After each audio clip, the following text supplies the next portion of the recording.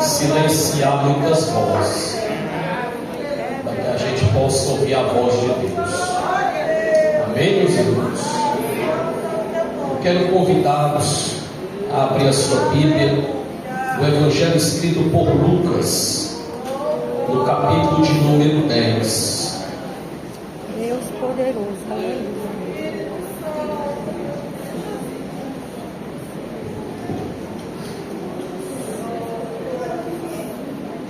Evangelho escrito por Lucas, capítulo de número 10, a partir do versículo de número 25. Nós estamos em uma noite de culto de celebração que faz alusão a um trabalho que essa igreja desenvolve, que é o trabalho do bom samaritano.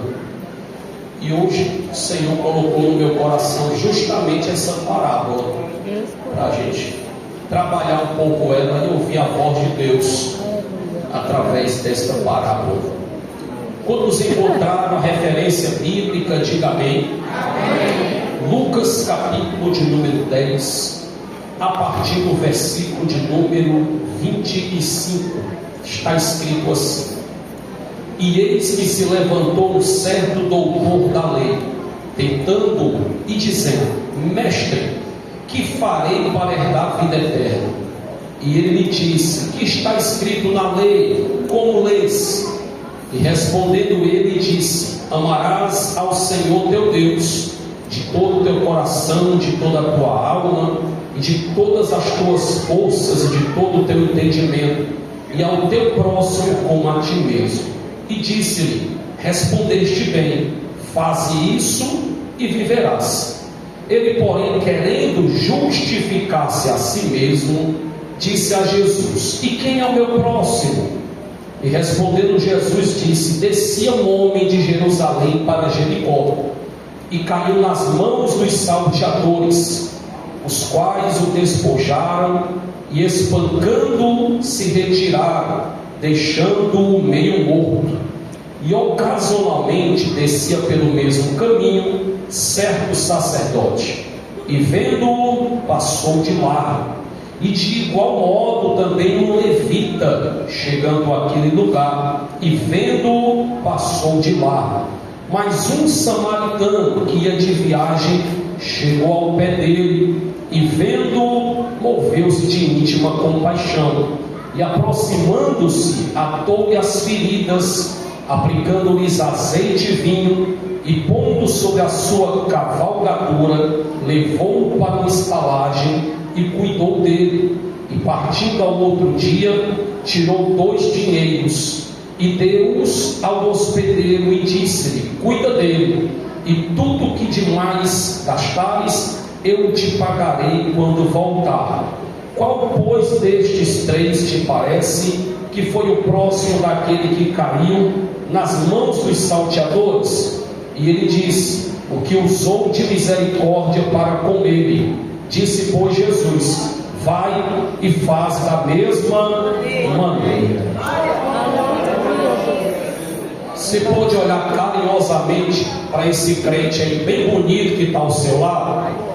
Se você não encontrar alguém, então olhe para o pastor. Estou brincando, meus irmãos. Tinha um pregador que dizia isso, né? Eu vou citar o nome dele, é famoso, né? Os irmãos já sabem quem é. Mas vire para essa pessoa que está ao seu lado e diga assim para ele ou para ela: Vai e faz da mesma maneira. Eu quero nessa noite, meus irmãos, trazer uma breve reflexão da parte de Deus, subordinado ao tema Aprendendo com o Bom Samaritano. Eu poderia também dizer lições que aprendemos com o bom samaritano, lições que Deus nos ensina através do bom samaritano, enfim, né? Fica a seu critério aí o tema da mensagem, mas tudo se volta para essa questão. E eu quero nessa noite ser fiel à palavra que Deus trouxe ao meu coração. Meus amados, e queridos irmãos, nós estamos diante de um ensinamento de Jesus, e um tipo de ensinamento que se tornou costume quando Jesus parava para ensinar aqueles que se aproximavam dele, o ensinamento através ou por intermédio de parábola. A parábola, há quem diga que em sua maioria é uma história que de fato ocorreu, ou uma história que era peculiar da cultura dos judeus daquela época, das pessoas que ali viviam. A parábola, ela estava totalmente ligada a algo cultural do dia a dia, por isso que era uma forma fácil de explicar algo, e geralmente quem ouvia uma parábola passava a entender o que de fato queria se ensinar através da parábola. Jesus, ele é interrogado por um certo doutor da lei, e esse doutor da lei, um homem altamente religioso, e a religiosidade, quando praticada em seu excesso, em seu extremo, ela acaba que muitas vezes cegando, ou não fazendo a gente enxergar a verdade, enxergar a luz, viver de uma forma que de fato exalta e glorifica a Deus, né? Um dos maiores perigos do extremo da religiosidade, ou da religiosidade descontrolada, é que essas pessoas, elas costumam se auto-justificar. São pessoas que se vê acima dos demais, são pessoas que encontram pecado na vida de todo mundo, menos na dela, porque são pessoas altamente santas, se duvidar, santos até mais do que Jesus. Assim é o pensamento do religioso, né? Daquele que é extremo. Ele, achando que está se aproximando de Deus, ele acaba que cada vez mais se distanciando de Deus. É aquele tipo de gente, meus irmãos, que ele vai sempre encontrar, né, um cisco no olho do irmão, mas ele esquece a trave que há no seu olho, né? Inclusive Paulo, quando vai escrever a respeito da ceia, Paulo diz algo que me chama muita atenção. Se nós nos julgássemos a nós mesmos, porque pensa no mal do ser humano, é julgar o outro, é julgar o próximo, que a gente possa olhar mais para nós, mas fazendo uma autoanálise, fazendo um auto-julgamento sobre nós mesmos, que venhamos julgar mais a nós mesmos do que os outros. Então, esse camarada, esse doutor da lei, um homem de dado conhecimento, um homem que dominava toda a lei de Moisés, ele chega diante de Jesus e ele diz assim: mestre, o que se faz, né? O que é necessário para herdar a vida eterna? Logo, meus irmãos, a gente percebe que Jesus, sabendo que ali se tratava de um doutor da lei, Jesus diz assim: olha, o que é que está escrito na lei? Em outras palavras, Jesus diz assim: eu sei que tu conheces muito bem a lei, então o que é que está escrito na lei? Aí ele olha para Jesus e ele responde de uma forma, né, muito bem. Na verdade, aqui é um teólogo indo e voltando, né? Ele diz: amarás ao Senhor teu Deus de todo o teu coração, de toda a tua alma, de todas as tuas forças, de todo o entendimento. Parecia até que ele estava escrevendo uma redação do Enem, né? Tudo com ponto e vírgula, da melhor forma possível, né? E no final ele diz: e ao teu próximo como a ti mesmo, né? Aí Jesus olha e diz assim: tu respondeu muito bem, faz isso aí e viverás, ou seja, faz isso aí e terá vida eterna.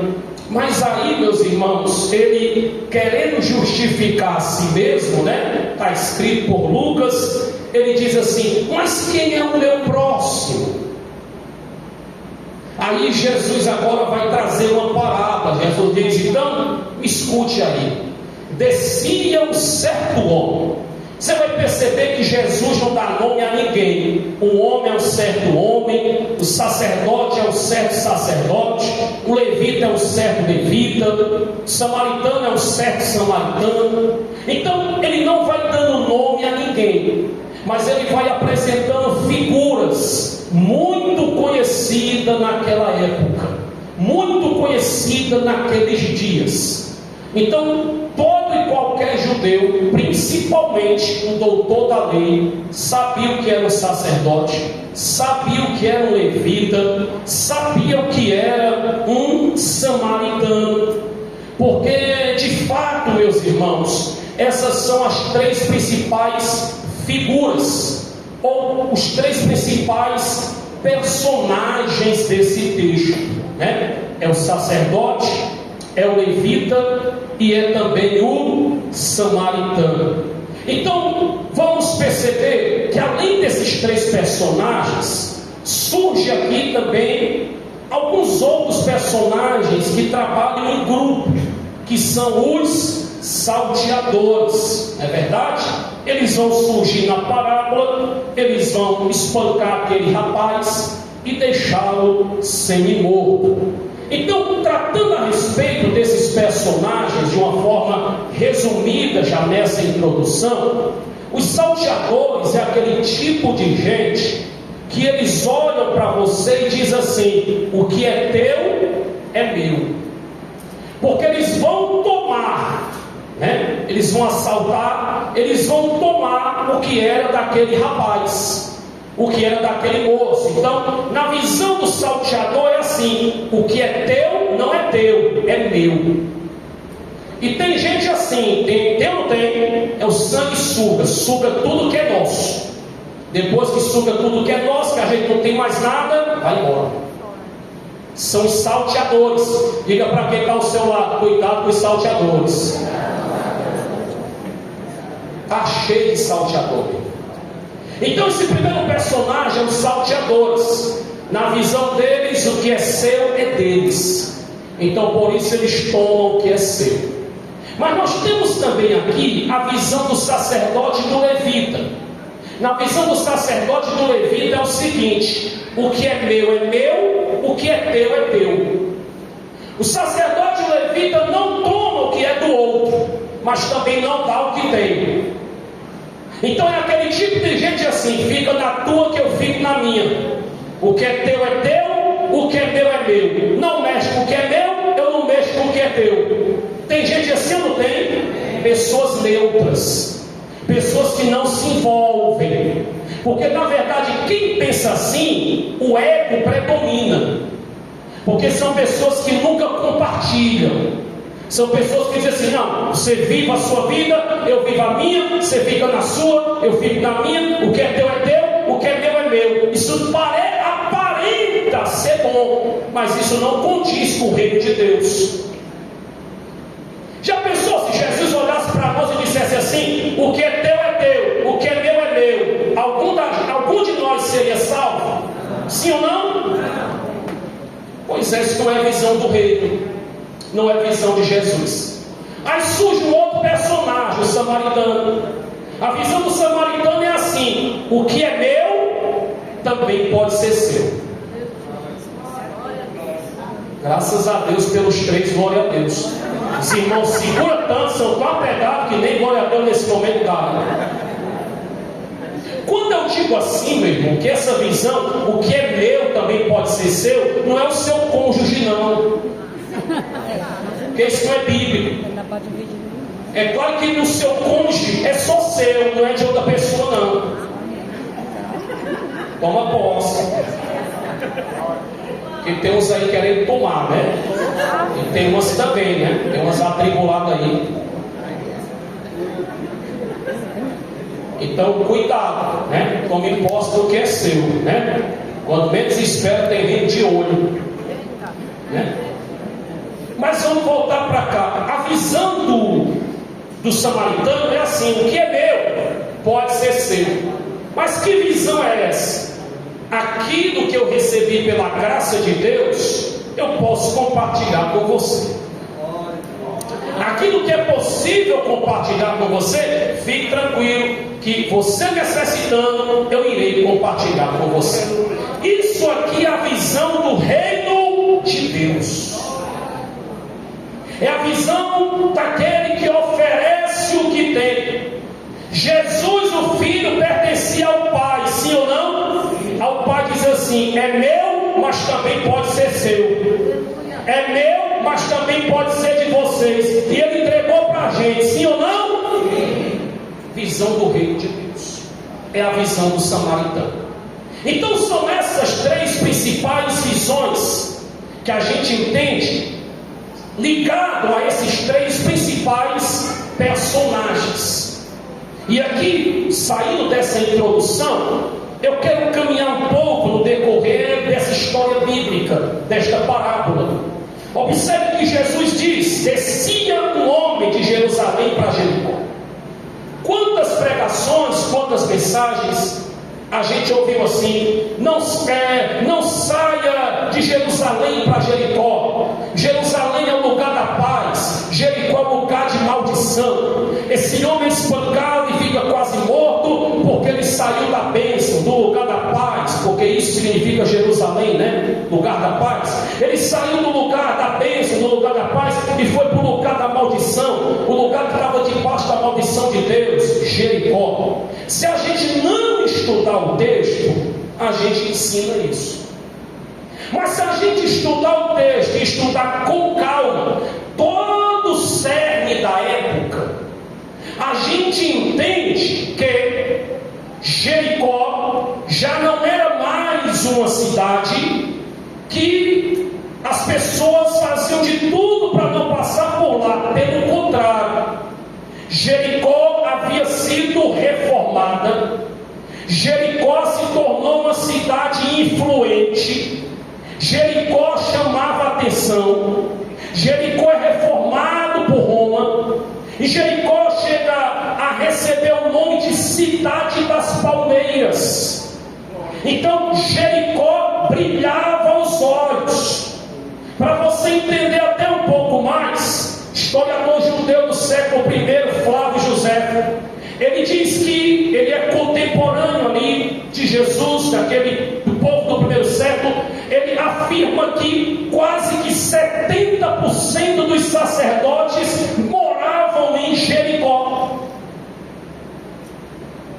Então esse rapaz aqui, possivelmente, é muito provável que esse rapaz, ele saiu de um momento de festividade em Jerusalém, época de festa, e ele está regressando para casa, ele está retornando para casa. Ele mora em Jericó. Só que no decorrer do trajeto, no decorrer do caminho, os salteadores, aquele grupo, o que é teu é meu, aquele grupo que se aposta do que é nosso, aquele grupo do sanguessuga, que está ali só sugando o que é nosso até a última gota, pois é, até seu último centavo, porque tem gente assim.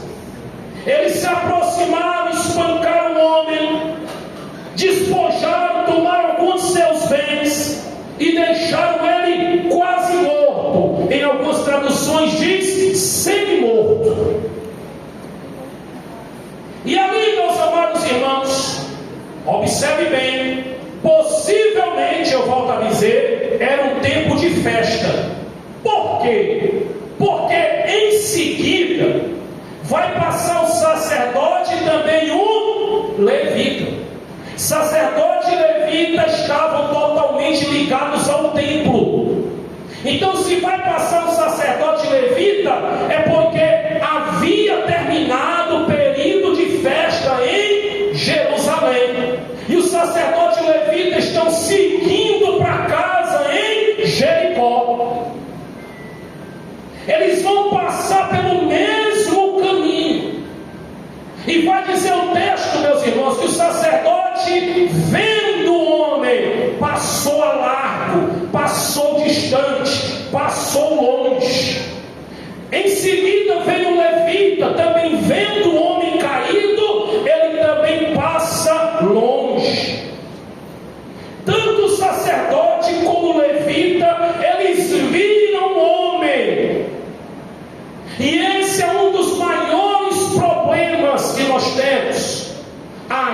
gente vê e a gente se faz que não está vendo. A gente vê e se faz que não viu. Não, pastor, não faz isso, eu não faço isso não. Você faz isso até no Zap. Você vê a mensagem e se faz que não vê. Como é que você vai dizer que não faz isso? Você escuta o áudio e se faz que não ouviu. Ô pastor, nem vi a mensagem, eu só vi agora. Eu vou resolver lá. Quanto o senhor mandou, pastor? Não, nem ouvi o áudio, pastor. Você ouviu, rapaz. Você se faz que não ouviu. Você se faz que não viu. Então a gente vê e se faz que não vê. Aquele rapaz, aquele sacerdote, aquele levita, eles viram, mas se fizeram que não viram. Por que é que o sacerdote e o levita não vão parar para ajudar? E antes de eu falar do bom samaritano, eu quero falar do sacerdote e do levita. Porque enquanto o bom samaritano tem lições, serve de modelo para a gente praticar as mesmas coisas, o sacerdote e o levita é o oposto. Eles entram como exemplo para a gente não praticar o que eles praticavam aqui. O sacerdote e o levita, meus irmãos, talvez é uma conjectura minha, é um pensamento meu. O sacerdote e o levita, talvez eles não pararam para ajudar, porque primeiro, escute, eles achavam e entendiam que o serviço a Deus estava limitado, estava resumido ao serviço no templo. A festa tinha acabado, lá eles cultuaram a Deus, lá eles fizeram serviço no sacerdote e levita, lá eles praticaram os sacrifícios, todos os rituais, todas as cerimônias necessárias. Só que eles saem do templo e esquecem que discípulo de Jesus, discípulo do céu, não trabalha só no templo, mas também trabalha fora do templo. Não serve a Deus só no templo, mas também serve a Deus fora do templo. Não é crente só no templo, mas também é crente fora do templo. Não se comporta como crente só no templo, mas se comporta como crente fora do templo. Não se veste como crente só no templo, mas também se veste como crente fora do templo. Não tem linguagem de crente só no templo, mas tem linguagem de crente também fora do templo.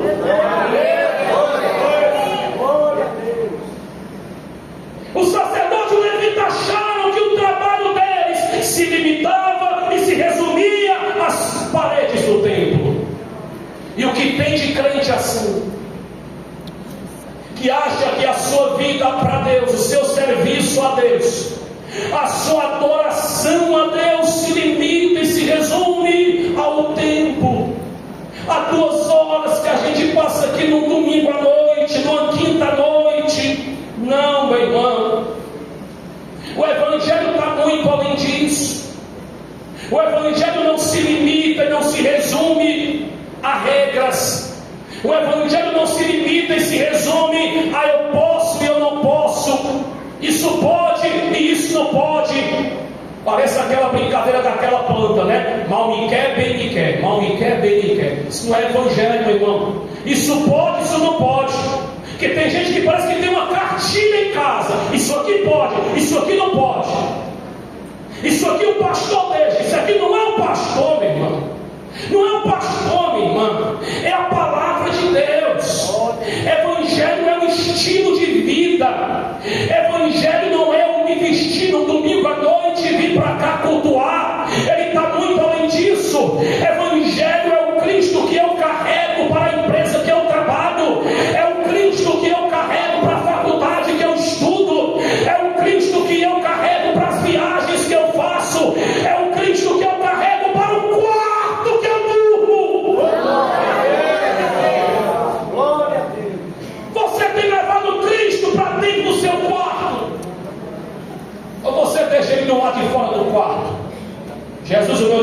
contigo era até ali, depois de entrar no quarto. Depois que eu entro aqui no meu quarto, Jesus, eu e o...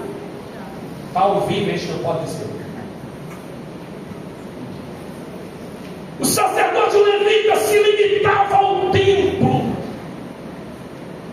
Porque está fora do templo, eles não exercem misericórdia, eles não trabalham para Deus, eles não exercem o ofício de um homem de Deus. Mas há um segundo porquê, na minha conjectura, que o sacerdote e o levita não pararam para ajudar. Primeiro, eles acharam que o serviço a Deus estava limitado e resumido ao templo. Como já fizeram, então podem ir para casa tranquilo. Mas segundo, o sacerdote e o levita talvez não pararam para atender aquele rapaz que está caído, debilitado, sendo morto, porque não tinha plateia. Porque tem gente que só faz algo para Deus se tiver plateia. Tem gente que só faz algo para Deus se tiver alguém vendo, que é para ele ser elogiado, que é para as pessoas olharem e dizer assim: olha aí, fulano é homem de Deus, olha aí, fulana é mulher de Deus. Mas se surgir a oportunidade e não tiver ninguém vendo, ele se faz que não vê, ele passa longe. Pois é, quando Golias afronta Israel, Golias vai por 40 dias, e a Bíblia diz que ele ia 2 vezes ao dia. Quantas vezes? Então ele não foi 40 vezes, ele foi 80, porque ele foi por 40 dias 2 vezes. E ele desafiava os homens. Se tiver um macho aí, não tinha um macho naquele exército. Aí chegou o menino, que se prontificou como macho, como homem. Eu quero dizer para os homens que me ouvem: seja macho, em nome de Jesus. Aí o Davi, meu irmão, ele assume, e ele diz que esse circunciso filisteu que está desafiando o exército do Deus vivo, eu vou lutar contra ele. Tentaram tirar ele de cena, tentaram fazer ele desistir, mas ele está convicto. É uma fé inabalável. Eu disse: não, eu vou. Aí quando ele se apresenta a Saul, Saul diz assim: rapaz, você tem noção do que você vai fazer? Ele diz: deixa comigo. Mas menino, você não tem costume com batalha. Saul, deixa eu te dizer uma coisa: eu cuido das ovelhas de papai. Já aconteceu de vir leão, pegar a ovelha, eu arranco a ovelha da boca do leão e eu parto o leão no meio. Já veio também o lobo querendo tragar a ovelha, fiz do mesmo jeito. Aí Saul fica admirado. Mas olhe para cá, para você poder entender de quem eram as ovelhas que Davi cuidava? Do pai. De quem eram as ovelhas? Pois é, ele está cuidando das ovelhas do pai, não tem ninguém vendo. Mas quando chegou o leão, ele matou o leão. Porque Davi fazia mesmo que ninguém estivesse. Porque quem decide fazer para Deus não precisa de plateia, não precisa fazer para alguém ver. Porque tem gente que só faz se tiver alguém vendo. Se não tiver ninguém vendo, ele não faz. Quem espera a recompensa dos homens já recebeu sua recompensa. Foi Jesus quem ensinou. Porque a verdadeira recompensa não vem dos homens, a verdadeira recompensa vem de Deus. Tem homens que se intitulam como homens de Deus, mulheres também, que têm recebido aplausos de muitos, mas o céu olha e diz assim: eu não vos conheço. E quando tem outros aqui, que talvez eu nunca mencionei seu nome, nunca elogiei você, porque você vive pelos bastidores, mas o céu comenta sobre você. Há um Deus que olha para os anjos e diz: viste o meu servo fulano, viste a minha serva fulano.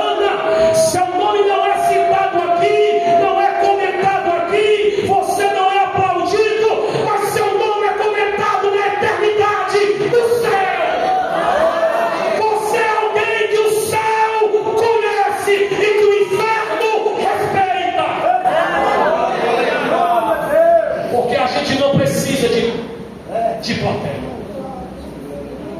O sacerdote olhou para um lado, olhou para o outro. Rapaz, não tem ninguém vendo, eu a vou ajudar. Eu acabei de sair do templo, estou cansado, eu venho para casa, meu irmão. Levita olhou para um lado e para o outro. Rapaz, o sacerdote passou aqui. Não ajudou, também não vou ajudar, não. Não tem ninguém vendo, eu vou embora. Eu venho para casa. Estou com sono e cansado. Já está quase morto. Está sem jeito. E partiram, tanto o sacerdote como o levita. Só que aí, meus irmãos, após isso, veio um rapaz, um samaritano, passando pelaquele mesmo caminho. Um trajeto até que, geograficamente, não era costume o samaritano fazer. Mas, aquele samaritano fez aquele caminho. Humanamente falando, eu não sei explicar porquê, mas divinamente falando, Deus o conduziu ali. Porque tem coisas que não se explica de forma humana, somente de forma divina. Tem coisas que literalmente não é o homem, é Deus. Eu já fiz caminhos que eu me perguntei assim, por que eu fiz esse caminho? Só que quando eu me perguntei, eu já tinha feito. Acredito que a maioria de vocês também. Então tem momentos que é Deus mesmo quem conduz a gente, quem leva a gente. E aquele samaritano, meus irmãos, quando ele vê o rapaz caído, ele se compadece. Ele para, ele se aproxima, ele vai observar aquele momento ali. E aqui eu queria falar um pouco a respeito do samaritano, mas sobre o sacerdote e o levita, eu queria deixar só mais um conselho para você que me ouve. O sacerdote e o levita, eles saíram do templo e só esqueceram de uma coisa, de levar Deus com eles. Deixa eu lhe dar um conselho. Daqui a pouco o culto vai terminar. Quando o culto terminar, leve Deus com você. Não deixe Deus no templo, não. Porque tem crente que deixa Deus no templo e diz assim: Senhor, tchau, quinta-feira eu retorno e a gente volta a se ver. Foi bom estar contigo. Não faça isso, não. Para onde você for, depois desse culto, leve Deus com você. Quem está entendendo, diga amém. Não solte a mão de Deus, porque o sacerdote e o levita soltaram. Eles deixaram Deus no templo. Mas o samaritano, meus irmãos, ele vai parar. O samaritano, ele vai se compadecer. Ele vai usar de misericórdia. Esses dias atrás, pregando aqui, eu expliquei o que era misericórdia, né? É uma palavra que vem do latim.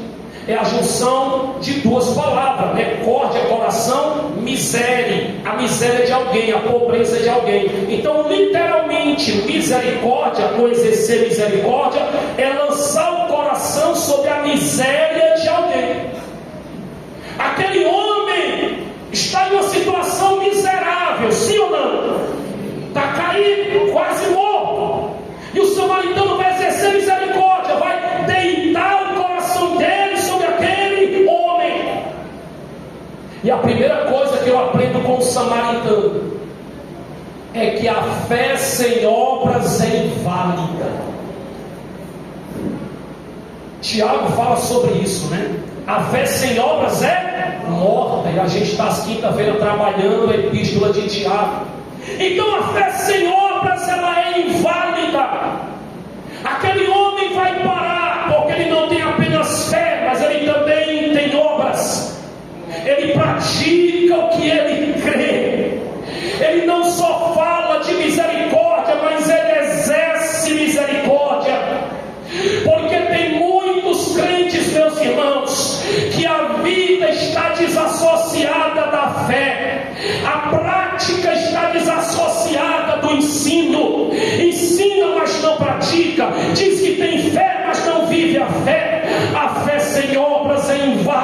meus irmãos, não adianta a gente falar em línguas, não adianta sapatear aqui, fazer aviãozinho, pular, não adianta profetizar, passar revelação, dizer que tem visão de Deus, não adianta dizer que está vendo anjo, se as suas obras negam a sua fé. Eu prefiro dar crédito a alguém que não profetiza, não sapateia, não pula, não fala em língua, mas exerce misericórdia, mas tem obras, porque as obras valem mais nesse contexto. Glória a Deus. A religião ela cega, meus irmãos, ao ponto da gente achar que está aqui e não ajudar o próximo, não tem nenhum problema, mas não está aqui. Mas tem problema sim, porque que reino é esse que você vive, que parece que é você que está sentado no trono, tudo gira e está ao seu redor, o ego fala mais alto, o que importa é você estar bem. Isso nos remete ao Neemias, quando o rei olha para ele, o rei Artaxerxes, e diz: você não está muito bem não, te conheço. Aí ele olha e diz assim: ora, como é que eu vou estar bem se o meu povo não está? Como é que eu vou sorrir se o meu povo está chorando? Aleluia. Como eu vou estar bem, rei, se o meu povo não está? Misericórdia. Se compadecer da dor do outro. Reino de Deus, Evangelho, a vida de Cristo em nós. Porque, resumidamente falando, o Evangelho é isso, é a vida de Cristo em nós. Paulo diz: não vivo mais eu, mas Cristo vive em mim. Então, meus irmãos, primeiro, a fé sem obras é inválida, é morta. E aí esse homem, ele tem obras, ele vai exercer misericórdia. Mas tem uma segunda coisa aqui que eu aprendo com o samaritano, meus irmãos, é que o samaritano, ele entende que pessoas importam. Vou voltar a dizer, na visão do samaritano não é familiares importam, conhecidos importam. A visão do samaritano é do reino, pessoas importam. Não é família, mas importa. Não é conhecido, mas importa. Importa por quê, pastor? Porque é uma pessoa. Então a visão do reino não faz a gente se compadecer, estender a mão só para familiares, ou amigos, ou conhecidos. Mas a gente estende a mão também para quem a gente não conhece. Misericórdia é lançar o seu coração sobre a miséria de alguém, independente de quem é esse alguém. É ajudar sem olhar a quem. Isso é a visão do reino de Deus. É o que esse homem vai exercer. Ali não é parente, ali não é amigo, ali não é conhecido que está caído, mas é uma pessoa. E pessoas importam, porque a gente está vivendo em meio a uma ideologia, em meio a uma época onde as coisas têm tomado a frente e o lugar das pessoas. Ah, meus irmãos, pessoas importam mais do que coisas. A gente precisa rever os nossos conceitos e a gente precisa voltar as coisas para o seu devido lugar. Pessoas vêm antes de coisas. A gente precisa entender, meus irmãos, que Jesus não morreu por familiares, por amigos ou conhecidos. Jesus morreu por pessoas.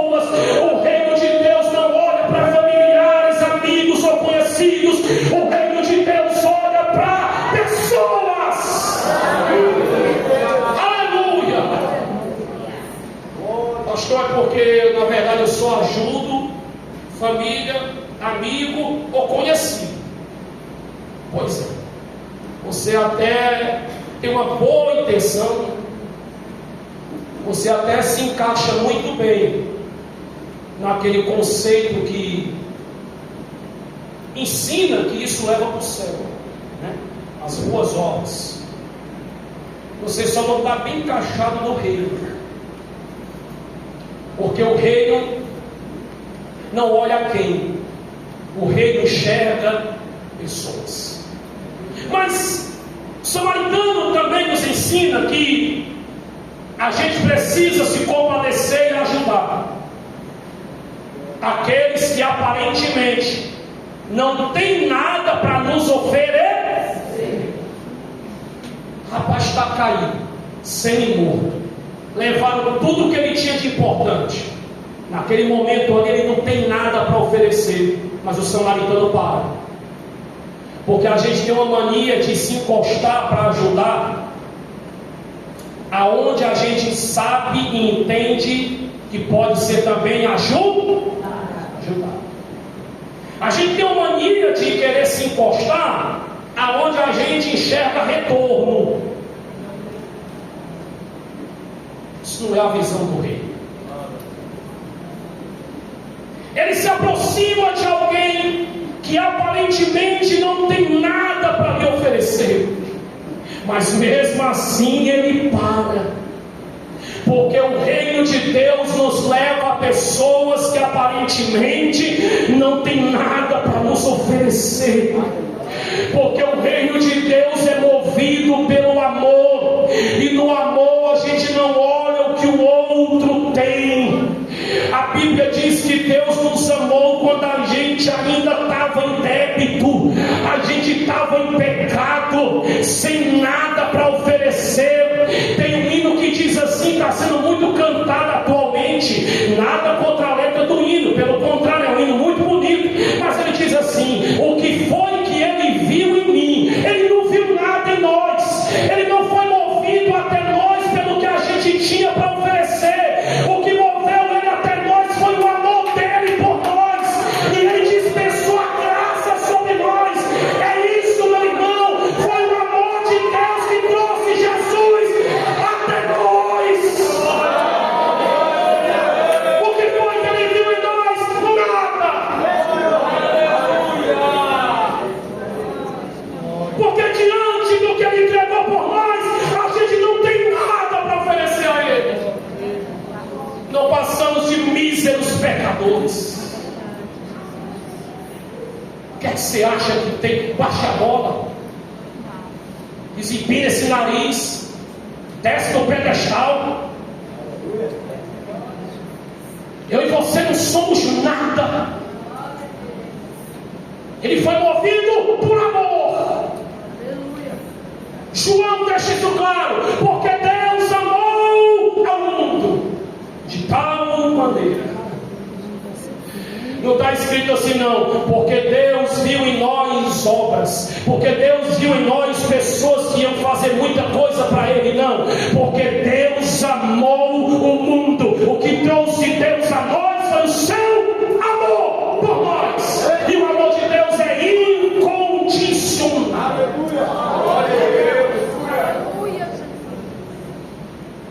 Tem gente que se sente assim, mais amado por Deus, né, do que quem está lá fora.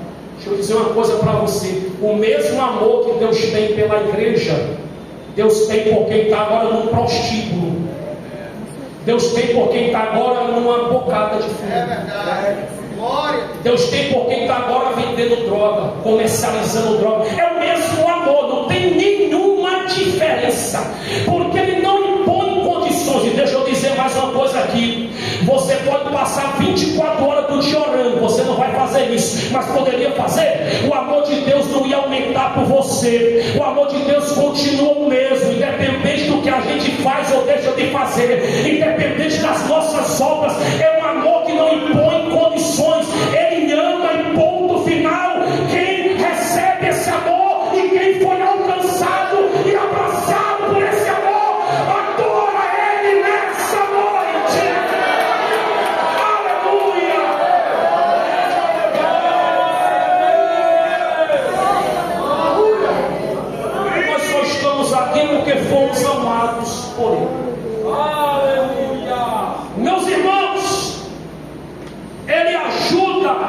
quem aparentemente não tem nada para lhe oferecer. Mas deixa eu caminhar aqui, eu preciso chegar no final. Você que lê a Bíblia, você sabe, ou até você que tem uma dificuldade na leitura, né? Devido às restrições ao estudo que você teve, às limitações ao estudo da sua época, mas você há tempo é crente, escuta mensagens, pregações. Você sabe muito bem que os judeus e os samaritanos não se falavam. Na verdade, meus irmãos, essa expressão assim, não se falava, né? É para transmitir assim a espécie de uma paz. Deixa eu ser bem sincero para vocês, os judeus e os samaritanos se odiavam. Porque às vezes você deixa de falar com alguém sem odiar a pessoa, é ou não é? A maioria diz que é, mas não deixa de falar com as pessoas não. Porque ficar de mal é pecado. Aqui na doutrina eu já falei sobre isso, né? Você lembra do dedo quando a gente era criança? Quando era para ficar bem, né? O dedo era para onde? Apontava para o alto, para o céu, né? Para os anjos de Deus. Quando era para ficar de mal, cortava assim para baixo, lá para o inferno, para o campo, para o demônio. Ficar de mal é pecado, meu irmão. É coisa do bicho velho. Fique de mal não, viu? O outro não. Em nome de Jesus. Então os samaritanos e os judeus se odiavam. Quem está caído é um judeu, e quem vai ajudar é um samaritano. Meu irmão, o samaritano não levou em conta as diferenças culturais. O samaritano não levou em conta a questão da etnia, porque o amor superabunda diante dessas coisas.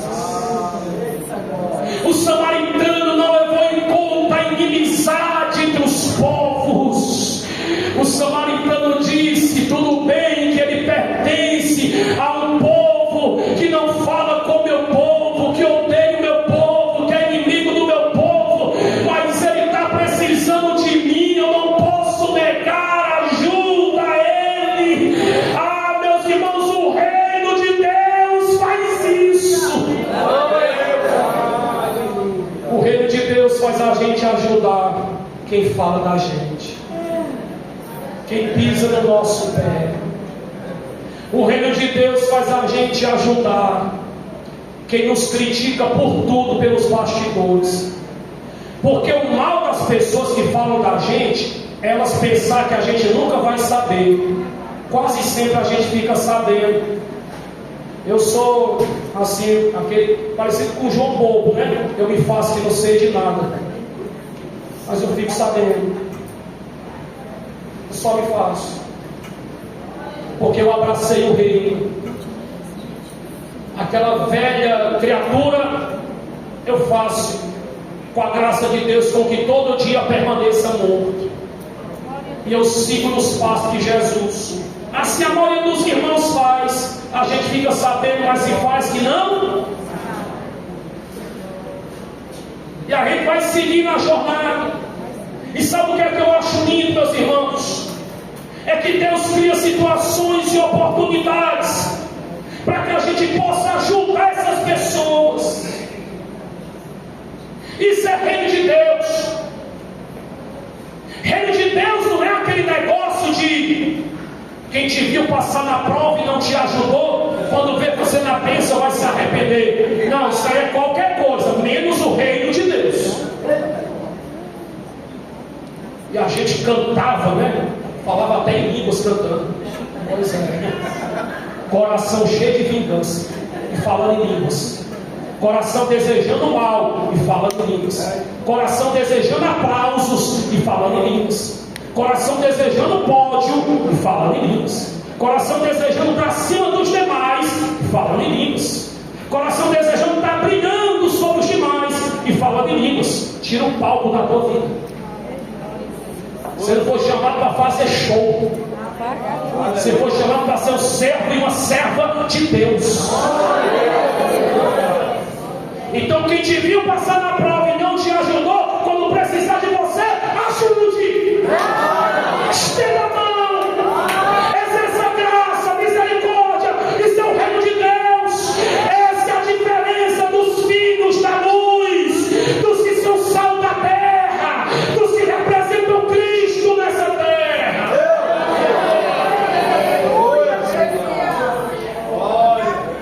Escute, Jesus sabia que Judas ia traí-lo? Sim ou não? Sim. Ele expulsou Judas da mesa? Não. Eu falo para ele. Ele chamou Judas de amigo. Porque isso é o reino de Deus. Então aquele rapaz está diante de alguém que é inimigo. Questão de etnia, questão cultural. Mas ele exerce misericórdia. Meu irmão, fazer o bem, só quem nos faz o bem é bom demais. Mas eu me lembro muito bem de uma pessoa, eu já falei aqui numa quinta-feira, eu nunca me esqueço disso. Eu me lembro muito bem de uma pessoa que a gente congregava junto, e essa pessoa dizia assim: quem fala na boca do Sérgio não é o Espírito Santo, é o diabo. Quando eu ouvia, eu ficava rindo. Meu Jesus. Chegou um dia que o filho desse rapaz adoeceu, ficou prostrado numa cama. Sabe quem foi que chamaram para orar pelo rapaz? Quem o diabo usava. Essas coisas acontecem, meus irmãos. E eu fui lá, entrei na casa dele, orei pelo filho dele. Deus deu graça, porque essas coisas acontecem. Isso é o reino de Deus. Eu nunca chamei ele para uma conversa. Eu nunca disse: rapaz, você diz isso em mim. Não, continuei na paz, caminhando com ele. Até hoje, onde eu vejo, eu cumprimento com a paz do Senhor. Como é que você está, meu irmão? Como é que está seu filho? Como é que está a família? Isso é reino de Deus, meu irmão. Só o Espírito Santo faz isso na nossa vida. Mas a gente precisa permitir que o Espírito Santo haja assim na nossa vida. Então estenda a mão, independente do mal que já lhe fizeram. Quem entende essa palavra, diga amém. Por último, eu finalizo aqui. Samaritano, ele está altamente ocupado. Ele está altamente ocupado. Mas ele para. Porque uma das desculpas que a gente dá é ocupação. Pastor, eu estou ocupado. Qualquer dia eu prego aqui sobre o rapaz sobre aquele grupo que Jesus pede para convidar. Ele diz assim: eu casei, né? Preciso ir para a lua de mel. O outro diz: amém, comprou um boi, eu e a família, precisamos ir lá. Cada um tinha uma desculpa. Mas deixa eu dizer uma coisa para você, meu irmão. Desculpa, o pastor tolera, os irmãos toleram, até porque a gente acredita em você. Mas desculpa para Deus, Ele conhece, Ele sabe. E tem mais. O pacto de Deus, a aliança de Deus, não é com gente desocupada, é com gente ocupada mesmo. Todos que Deus chama estão ocupados. Quando Deus chama o Tiago e o João, eles estavam fazendo o quê? Eles estavam onde? Jesus disse: vem. Quando o André vai falar de Jesus para Pedro, o Pedro está ocupado. Quando Jesus chama o Mateus lá na alfândega, o Mateus está ocupado. Quando o anjo desce para falar com o Gideão está ocupado. Quando chegam na casa de Jessé para ungir o próximo rei estava ocupado. Porque quem Deus chama está ocupado. Deus sabe da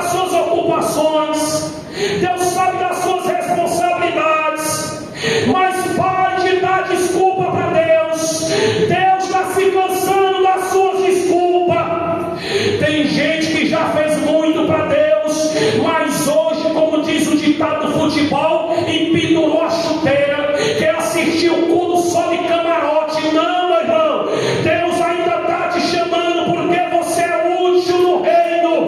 Pare de dar desculpa, pastor, é porque eu comecei um curso, agora eu estou na faculdade, agora é isso, agora é aquilo. Pois é, cuidado para você não tirar Deus da sua agenda e você se ocupar com aquilo ao qual Deus não te chamou. Deus tem uma obra contigo. Deixa eu dizer uma coisa para você: a maior tristeza de uma pessoa, a maior lamentação de uma pessoa é ter sucesso naquilo que Deus não chamou ele para ter sucesso, é ter sucesso naquilo que Deus não chamou ele para fazer. E tem muita gente saindo do projeto, tem muita gente saindo do chamado, tem muita gente abrindo mão da vocação, tem muita gente abrindo mão da responsabilidade que Deus lhe concedeu por causa das responsabilidades seculares. Deus sabe que você é ocupado, mas Ele quer que você seja ocupado lá e ocupado aqui. Ele quer que você se ocupe lá e se ocupe aqui. Só quem está entendendo nessa noite, diga amém. Vem para esse grande que está ao seu lado. Procure um bem bonito. É esse mesmo que está ao seu lado. Não precisa olhar para o pastor, não. É esse que está ao seu lado. Diga assim para ele, diga assim para ela: menos desculpa, mais serviço. Você pode ficar de pé nessa noite?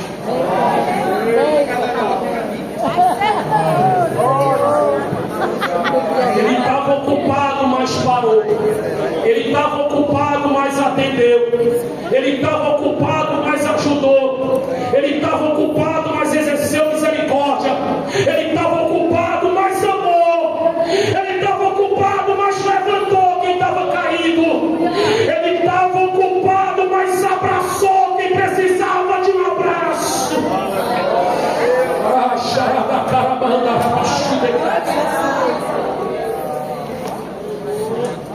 Pare de desculpas. Deus está te chamando de volta para a obra. Pare de desculpas. Deus tem obra com você. Deus está te chamando para fazer algo para Ele. Ele conta contigo. Aleluia. Nós vamos louvar a Deus ali nessa noite. O grupo de louvor tem um hino ali. Vamos louvar, meus irmãos, em nome de Jesus. E você vai louvar a Deus junto com o grupo de louvor de pé, bem alegre. Eu sei que você é ocupado, mas Deus também quer que você se ocupe com as coisas do céu.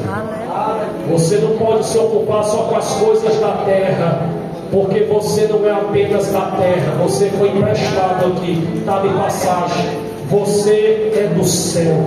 A sua cidadania de fato e de direito não é brasileira. Você é forasteiro. Daqui a pouco você se despede do Brasil, porque há uma nação, há um local te aguardando.